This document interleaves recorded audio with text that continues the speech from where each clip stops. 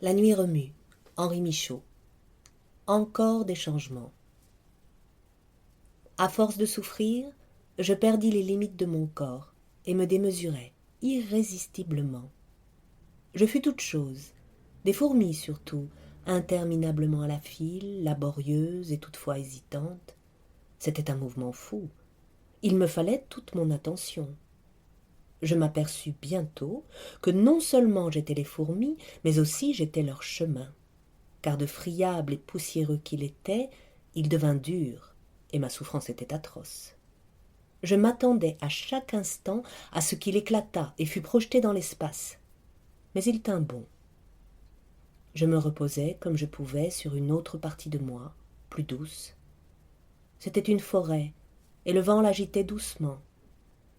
Mais vint une tempête, et les racines, pour résister au vent qui augmentait, me forèrent. Ce n'est rien, mais me crochetèrent si profondément que c'était pire que la mort. Une chute subite de terrain fit qu'une plage entra en moi. C'était une plage de galets. Ça se mit à ruminer dans mon intérieur et ça appelait la mer, la mer. Souvent je devenais boa, et quoiqu'un peu gêné par l'allongement, je me préparais à dormir. Ou bien j'étais bison et je me préparais à brouter. Mais bientôt d'une épaule me venait un tel typhon, et les barques étaient projetées en l'air, et les steamers se demandaient s'ils arriveraient au port, et l'on n'entendait que des SOS. Je regrettais de n'être plus boa ou bison. Peu après, il fallait me rétrécir jusqu'à tenir dans une soucoupe. C'étaient toujours des changements brusques, tout était à refaire, et ça n'en valait pas la peine, ça n'allait durer que quelques instants, et pourtant il fallait bien s'adapter, et toujours ces changements brusques. Ce n'est pas un si grand mal de passer de rhomboèdre à pyramide tronquée, mais c'est un grand mal de passer de pyramide tronquée à baleine. Il faut tout de suite savoir plonger, respirer, et puis l'eau est froide, et puis se trouver face à face avec les harponneurs. Mais moi, dès que je voyais l'homme, je m'enfuyais. Mais il arrivait que subitement je fusse changé en harponneur. Alors j'avais un chemin d'autant plus grand à parcourir.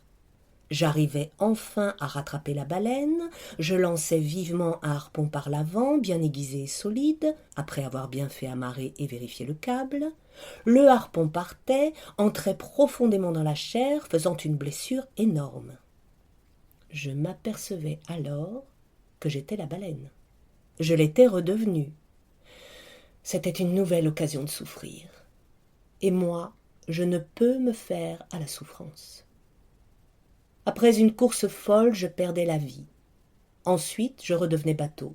Et quand c'est moi le bateau, vous pouvez m'en croire, je fais eau de toutes parts.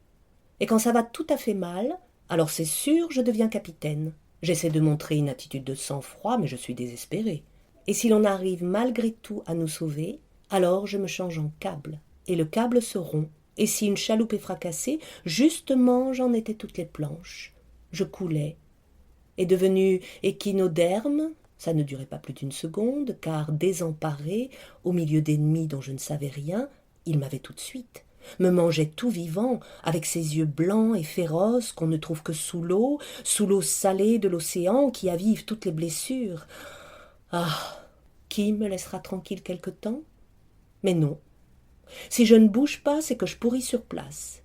Et si je bouge, c'est pour aller sous les coups de mes ennemis. Je n'ose faire un mouvement. Je me disloque aussitôt pour faire partie d'un ensemble baroque avec un vice d'équilibre qui ne se révèle que trop tôt et trop clairement.